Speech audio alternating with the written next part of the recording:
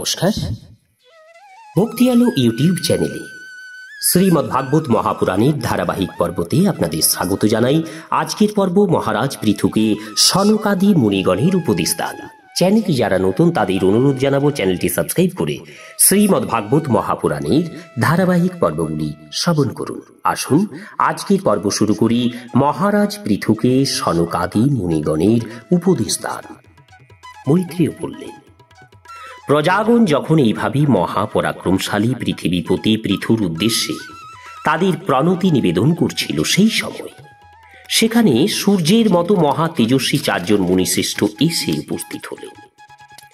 মহারাজ পৃথু এবং তার অনুচরগণ দূর থেকেই দেখতে পেয়েছিলেন যে সেই চারজন মহান সিদ্ধশ্রেষ্ঠ নিজেদের দিব্য অঙ্গজ্যোতিতে সমস্ত লোককে যেন পাপ নির্মুক্ত করতে করতেই আকাশ থেকে অবতরণ করছেন। বিষয়ী জীব যেমন বিষয়ের প্রতি ধাবিত হয়, সেই সনকাদি মুনি চতুষ্টয়কে দেখা মাত্রই রাজার প্রাণও তাদের প্রতি ধাবিত হয়েছিল। সভাসদগণ এবং অনুচর বৃন্দ রাজা যেন সেই বহির্গত প্রাণকেই ফিরিয়ে আনার জন্য দ্রুত উত্থিত এবং দণ্ডায়মান হয়েছিলেন। সেই মুনিগণ অর্ঘ্য গ্রহণ করে আসনে উপবিষ্ট হলেন। সুভদ্র পৃথু তাদের মাহাত্ম্যে প্রভাবিত হয়ে বিনয় এবং নম্রভাবে নত মস্তকে তাদের যথাবিধি পূজা অর্চনা করলেন। তারপর তাদের পদ প্রক্ষালনীর জল দ্বারা নিজের মস্তকস্থ কেশরাশি মার্জনা করলেন। এইভাবে শিষ্ট জনচিত আচারীর প্রতি সম্মান প্রদর্শন এবং নিজে তা পালনের মাধ্যমে তিনি যেন এই বিষয়টি বোঝাতে চাইলেন যে সকল সৎপুরুষেরই এইরকম আচরণ করা উচিত। সনকাদি মুনি চতুষ্টয় ভগবান শঙ্করেরও অগ্রজতুল্য মাননীয় ছিলেন। স্বর্ণ সিংহাসনে উপবিষ্ট হয়ে তারা নিজ ধিষ্ণা বা যজ্ঞীয় কুণ্ডে দীপ্ত অগ্নিদেবীর মতো শোভা পাচ্ছিলেন। মহারাজ পৃথু শ্রদ্ধা, সংযম এবং প্রীতির সঙ্গে তাদের বললেন, পৃথু বললেন, হে পূজনীয় মঙ্গল বিগ্রহ মুনীশ্বরবৃন্দ, আপনাদের দর্শন যোগীগণের পক্ষেও দুর্লভ। আমি কি এমন পুণ্য আচরণ করেছি যে সতই আপনাদের দর্শন লাভ করলাম? ব্রাহ্মণগণ, অনুচর বৃন্দ সহ ভগবান শিব অথবা শ্রী বিষ্ণু যার উপর প্রসন্ন হন, সেই ব্যক্তির পক্ষেই ইহলোকে অথবা পরলোকে কি বা দুর্লভ হতে পারে? এই দৃশ্য জগৎ প্রপঞ্চের কারণ মহদাদি তত্ত্ব যদিও সর্বত্রই অনুসৃত হয়ে রয়েছে, তথাপি তারা যেমন সর্বসাক্ষী আত্মাকে দেখতে পায় না, সেই রকমই আপনার যদিও সর্বলোকে বিচরণ করে থাকেন আপনারা, তথাপি অনধিকারী ব্যক্তিরা আপনাদের দর্শন পায় না। আপনাদের মতো পূজনীয় সাধুপুরুষগণ যার গৃহে জল, তৃণ নির্মিত আসন, ভূমি, গৃহস্বামী অথবা সেবক আদি অন্য কোনো উপহৃত বস্তু বা ব্যক্তিকে সাদরে গ্রহণ করেন, সেই গৃহস্থ ধনহীন হলেও ধন্য। যে সকল গৃহে কখনো ভগবত ভক্তদের চরণোদক বিন্দু পতিত হয়নি, সেগুলি সর্ব ঐশ্বর্যে পরিপূর্ণ হলেও সর্পবসতি বৃক্ষের মতো হেয়। হে দ্বিজশ্রেষ্ঠগণ, আপনাদের স্বাগত। আপনারা বাল্যকাল থেকেই মোক্ষের অভিলাষী হয়ে একাগ্রচিত্তে ব্রহ্মচর্যাদি সুমহান ব্রতসমূহ গভীর শ্রদ্ধায় পালন করে চলেছেন। প্রভুগণ, আমরা নিজ নিজ কর্ম অনুসারে বহু বিপদ সংকুল এই সংসার ক্ষেত্রে পতিত হয়ে ইন্দ্রিয় ভোগ্য বিষয়সমূহকেই পরম পুরুষার্থ রূপে গণনা করে জীবন যাপন করে চলেছি। আমাদের কোনো কুশল পরিত্রাণের উপায় আছে কি? আপনাদের মতো আত্মারাম মহাপুরুষগণকে কুশল প্রশ্ন করা উচিত নয়, এইটি ভালো, এইটি মন্দ, এরকম কোনো দ্বন্দ্বমূলক বোধেই আপনাদের চিত্তে উদিত হয় না। আপনারা সংসার আনল সন্তপ্ত জীবগণের পরম সুহৃত। এই জন্য আপনাদের কাছে বিশ্বস্ত হৃদয়ে এই প্রশ্ন রাখছি, এই সংসারে কিভাবে মানুষের সহজে মঙ্গল হতে পারে? একথা নিশ্চিত যে যিনি আত্মবান, যিনি ধীর পুরুষগণের নিকটে আত্মারূপে প্রকাশিত হয়ে থাকেন এবং উপাসকগণের হৃদয়ে নিজের স্বরূপ প্রকটিত করে থাকেন, সেই জন্মরহিত ভগবানই নিজের ভক্তদের প্রতি কৃপা বিতরণের নিমিত্ত আপনাদের মতো সিদ্ধ পুরুষদের রূপ ধারণ করে এই পৃথিবী তুলে বিচরণ করছে। মৈত্রেয় বললেন, মহারাজ পৃথুর এই যুক্তিযুক্ত, গম্ভীর, পরিমিত এবং মধুর বক্তব্য শুনে শ্রী সনত কুমার অত্যন্ত প্রসন্ন হয়ে সম্মতি বদনে বলতে লাগলেন। শ্রী সনত কুমার বললেন, মহারাজ, এইসব বিষয়ে আপনার জানা আছে, তবুও আপনি সর্বভূতের মঙ্গল কামনায় প্রশ্ন করছেন। এই জন্য আপনি সাধুবাদের যোগ্য। সাধু পুরুষগণের বুদ্ধি এই রকমই লোককল্যাণে নিয়োজিত হয়ে থাকে। সৎপুরুষগণের সন্মিলন শ্রোতা এবং বক্তা উভয়েরই অভিপ্রেত, কারণ তাদের প্রশ্ন উত্তর সহ কথোপকথন সর্বলোকের পক্ষেই কল্যাণকর হয়ে থাকে। রাজন, ভগবান শ্রী মধুসূদনের চরণ কমলের গুণ কীর্তনে আপনার অবশ্যই অবিচল অনুরাগ আছে। সকলের পক্ষে এই প্রীতি যদিও সুলভ নয়, তবে একবার এই বস্তু লাভ হলে তা হৃদয়ের অন্তরস্থ বাসনা মল নিঃশেষে বিনষ্ট করে দেয়, যা অন্য কোনো উপায়ে শীঘ্র অপগত হয় না। শাস্ত্রসমূহে জীবের কল্যাণ বিষয়ে সম্যক বিচার বিবেচনা করা হয়েছে এবং সেখানে আত্মা থেকে ভিন্ন দেহাদির সম্পর্কে বৈরাগ্য এবং নিজ আত্মস্বরূপ নির্গুণ ব্রহ্মে সুদৃঢ় অনুরাগী মানুষের প্রকৃত কল্যাণের নিশ্চিত সাধন রূপে দৃঢ় অভিমত ব্যক্ত করা হয়েছে।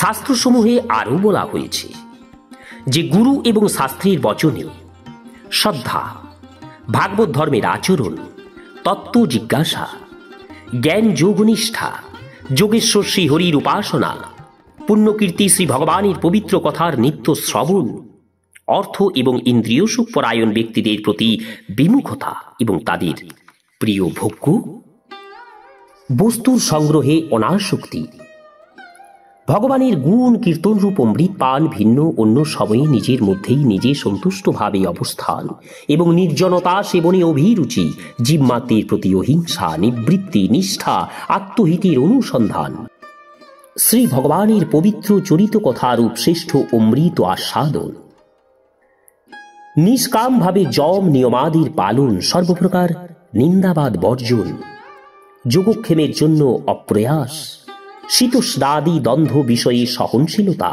ভক্তজনের শ্রবণ, সুখ বিধায়ক শ্রীহরির গুণাবলীর পুনঃ পুনঃ কীর্তন এবং নিত্য উপচীয়মান ভক্তিভাব, এগুলি দ্বারা মানুষের কার্য কারণ রূপ দেহাদি অনাত্ম জড় বস্তুর প্রতি বৈরাগ্য এবং আত্মস্বরূপ নির্গুণ পরম ব্রহ্মে অনায়াসে দৃঢ় অনুরাগ জন্মায়। পরম ব্রহ্মে একনিষ্ঠ অনুরাগ জন্মালে মানুষ সদ্গুরুর শরণ নেয় এবং জ্ঞান এবং বৈরাগ্যের তীব্র সংবেগে বাসনাশূন্য হয়ে অবিদ্যা প্রভৃতি পঞ্চক্লেশযুক্ত অহংকারাত্মক নিজ লিঙ্গ শরীরকে অগ্নি যেমন নিজের উৎপত্তির আধার কাষ্ঠখণ্ডকেই দগ্ধ করে, সেই রকম ভস্ম করে ফেলে। এইভাবে লিঙ্গ শরীর বিনষ্ট হয়ে গেলে তার কর্তৃত্বাদি সমস্ত গুণ থেকে সে মুক্ত হয়ে যায়। যেমন স্বপ্নাবস্থায় দৃষ্ট বহুবিধ পদার্থ জাগ্রত অবস্থায় দৃষ্টিগোচর হয় না, সেই প্রকারই সেই পুরুষের বহির্জগতে দৃশ্যমান ঘট ও পটাদি এবং অন্তর্জগতের সুখ দুঃখাদি কোনো কিছুরই আর অনুভব হয় না। এই স্থিতি লাভের পূর্বে এই লিঙ্গ শরীরেই জীবাত্মা এবং পরমাত্মার মধ্যে ব্যবধান রচনা করে বর্তমান। যতক্ষণ পর্যন্ত অন্তঃকরণ রূপ উপাধি বর্তমান থাকে, ততক্ষণ এই পুরুষ জীবাত্মা ইন্দ্রিয় সমূহের বিষয় এবং এই উভয়ের সম্বন্ধের ঘটয়িতা হেতুস্বরূপ অহংকারকে অনুভব করে। এই উপাধির বিনাশের পর আর সেই অনুভব হয় না। বহির্জগতেও দেখা যায় জল বা দর্পণ প্রভৃতি নিমিত্ত থাকলেই মানুষ বিম্বস্বরূপ নিজের এবং প্রতিবিম্বের ভেদ অনুভব করে, অন্য সময়ে নয়। যে ব্যক্তি বিষয় চিন্তায় রত থাকে তার ইন্দ্রিয়গুলি বিষয়সমূহেই লিপ্ত হয়ে যায় এবং মনকেও সেই বিষয়সমূহে আকর্ষণ করে নিয়ে যায়। অনন্তর জলাশয়ের তীরে জাত কুষাদি যেমন নিজের শিকড়ের দ্বারা সেই জলাশয়ের জল আকর্ষণ করে থাকে, সেই প্রকারে সেই ইন্দ্রিয়াসক্ত মন বুদ্ধির থেকে বিচার শক্তিকে ক্রমশ হরণ করে দেয়। বিচার শক্তি নষ্ট হলে স্মৃতিও পূর্বের অবস্থা এবং বর্তমান অবস্থার তুলনা, ভেদবোধ, বিলুপ্ত হয়ে যেতে থাকে এবং স্মৃতি বংশ হলে জ্ঞান থাকে না। এই জ্ঞান নাশের অবস্থাকেই পণ্ডিতগণ নিজেই নিজের বিনাশ সাধন বলে থাকেন। যাকে উদ্দেশ্য করে বা যার কারণে অন্য যাবতীয় পদার্থে প্রিয়তা বোধ হয়, অন্য পদার্থকে প্রিয় বলে মনে হয়, নিজের দ্বারাই সেই আত্মার বিনাশে যে স্বার্থহানি হয়, জগৎ সংসারে তার চাইতে অধিক ক্ষতি মানুষের আর কিছুই হতে পারে না। অর্থ এবং ইন্দ্রিয় ভোগ্য বিষয়সমূহের আত্মান্তিক চিন্তা মানুষের সকল পুরুষার্থেরই বিনাশ ঘটায়। কারণ এই সবের চিন্তায় মগ্ন হয়ে সে জ্ঞান এবং বিজ্ঞান থেকে ভ্রষ্ট হয়ে বৃক্ষাদি স্থাবর জনিতে জন্মলাভ করে। এই জন্য যিনি অজ্ঞান অন্ধকার থেকে উত্তীর্ণ হতে চান তিনি কখনো বিষয়ের প্রতি আসক্তি পোষণ করবেন না। কারণ তা ধর্ম, অর্থ, কাম এবং মোক্ষের প্রাপ্তির পথে সর্বাপেক্ষা কঠিন হয়ে বাধা দেয়। এই চার পুরুষার্থের মধ্যেও মোক্ষকেই সর্বশ্রেষ্ঠ মনে করা হয়। কারণ অপর তিন পুরুষার্থের ক্ষেত্রে কৃতান্ত বা কাল বা বিনাশের ভয় থেকেই যায়। প্রকৃতিতে গুণ ক্ষোভের পর যা কিছু উত্তম বা অধম ভাব পদার্থ উৎপন্ন হয়েছে তাদের মধ্যে চিরকাল মঙ্গলে থাকতে পারে এমন কিছুই নেই। কাল এদের সকলেরই ক্ষয় করে চলেছে। সুতরাং হে মহারাজ, দেহ, ইন্দ্রিয়, প্রাণ, বুদ্ধি এবং অহংকারের দ্বারা আবৃত যাবতীয় স্থাবর জঙ্গম প্রাণীসমূহের হৃদয়ে জীবের নিয়ামক অন্তর্যামী আত্মারূপে যে ভগবান সর্বত্র সাক্ষাৎ প্রকাশিত হচ্ছেন তাকেই আপনি, তিনি আমি এই রূপে জানুন। যেমন মাল্যের জ্ঞান জন্মালে তাতে আর সর্পবুদ্ধি হয় না, ঠিক সেই রকমই বিবেক জ্ঞান উৎপন্ন হলে যার আর কোনো সন্ধান পাওয়া যায় না, যার নিরসন হয়। এই সেই মায়াময় বিশ্বপ্রপঞ্চ যার আশ্রয়ে, যার সত্তায় সত্তাবান হয়ে কার্যকারণ রূপে প্রতীত হচ্ছে এবং যিনি স্বয়ং কর্মফল কলুষিত প্রকৃতির অতীত। আমি সেই নিত্যমুক্ত, নির্মল এবং জ্ঞানস্বরূপ পরমাত্মার স্মরণ নিলাম।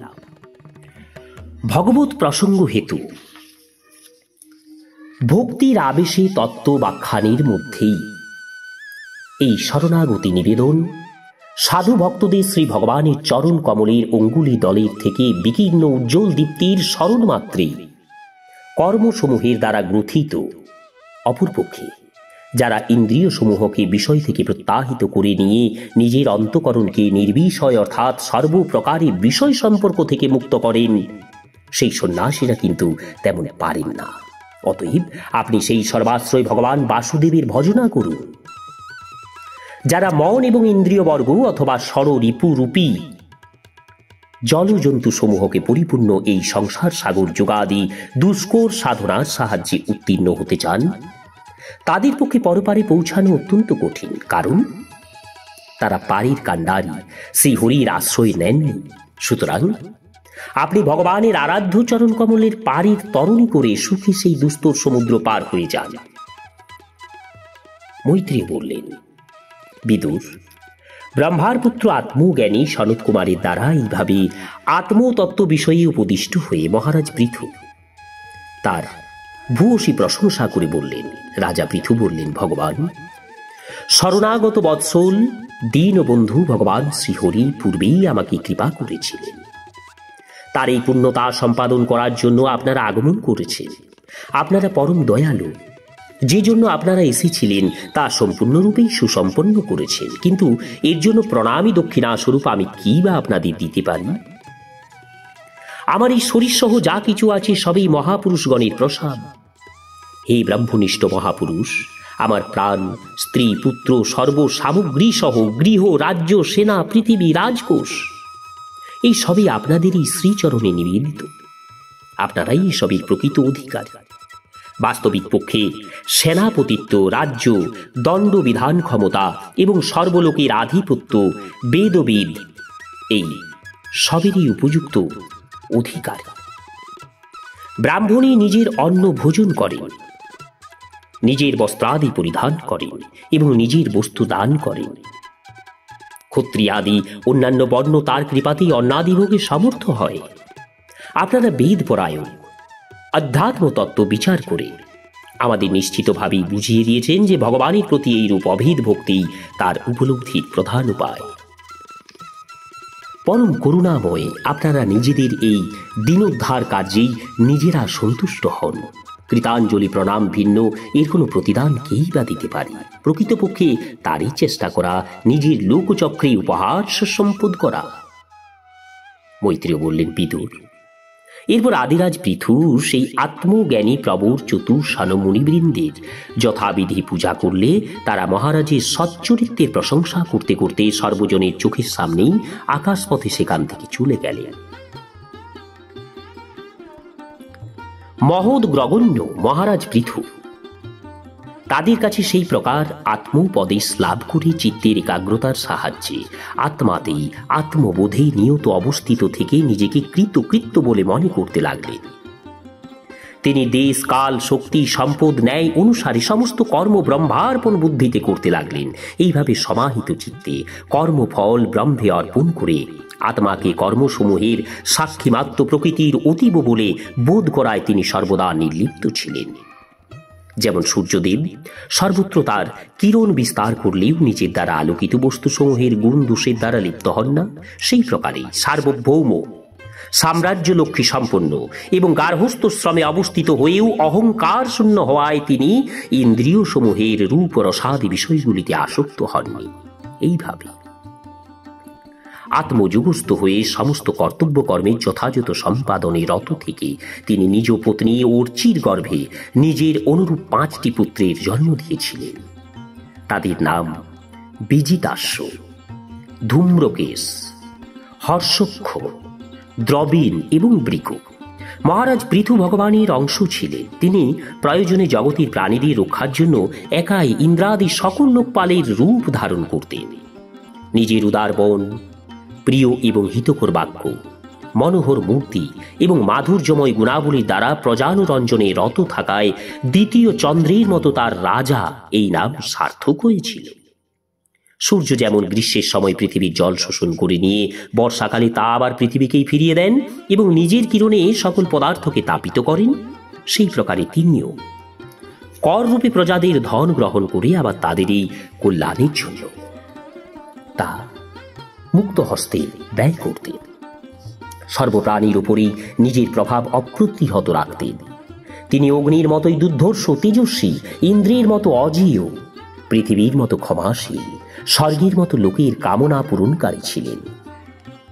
সময়ে সময়ে তিনি প্রজাদের তৃপ্তি বিধানের জন্য মেঘের মতো তাদের প্রার্থিত সমস্ত বস্তুই যেন বর্ষণ করতে থাকতেন। তিনি সমুদ্রের মতো গম্ভীর এবং স্থৈর্যগুণে পর্বতরাজ সুমেরু সদৃশ ছিলেন। দুষ্ট দমনের ক্ষেত্রে তিনি যমরাজের সমান ছিলেন।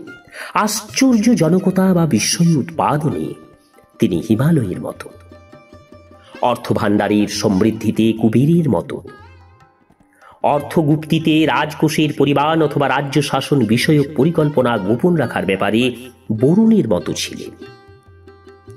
শারীরিক বল, ইন্দ্রিয় সমূহের পটুতা এবং পরাক্রমে তিনি সর্বত্র গতিশীল বায়ুর সমান। তেজের অসহনীয়তার ভগবান রুদ্রদেবের সঙ্গে তুলনীয় ছিলেন। সৌন্দর্যে কামদেবের তুল্য, উৎসাহে মনোমিম্বতায় সিংহের মতো, মানবগণের প্রতি বাৎসল্যে মনুর মতো, আধিপত্যে ভগবান ব্রহ্মার সদৃশ ছিলেন। বেদার্থ এবং ব্রহ্ম বিষয়ক বিচারে বৃহস্পতি, ইন্দ্রিয় জয়ে সাক্ষাৎ শ্রীহরি এবং গো ব্রাহ্মণ গুরু ভগবত ভক্তগণের প্রতি ভক্তি, লজ্জা, বিনয়, সচ্চরিত্র এবং পরোপকার প্রভৃতি গুণে নিজেরই তুল্য উপমারোহিত ছিলেন তিনি। ত্রিভুবনের সর্বত্র সমস্ত লোক উচ্চৈস্বরে তার কীর্তিগাথা গান করায় তিনি তার নাম স্ত্রীলোকগণেরও কুহরে প্রবিষ্ট হয়েছিলেন, যেমন সৎপুরুষগণের হৃদয়ে শ্রীরাম প্রবিষ্ট হন। নমস্কার, আজকের পর্ব এখানেই শেষ করছি। আগামী পর্ব রাজা পৃথুর তপস্যা এবং পরলোকগমন। চ্যানেলে যারা নতুন তাদের অনুরোধ জানাবো চ্যানেলটি সাবস্ক্রাইব করে শ্রীমদ্ ভাগবতের মহাপুরাণের ধারাবাহিক পর্বগুলি শ্রবণ করুন। রাধে রাধে, হরে কৃষ্ণ।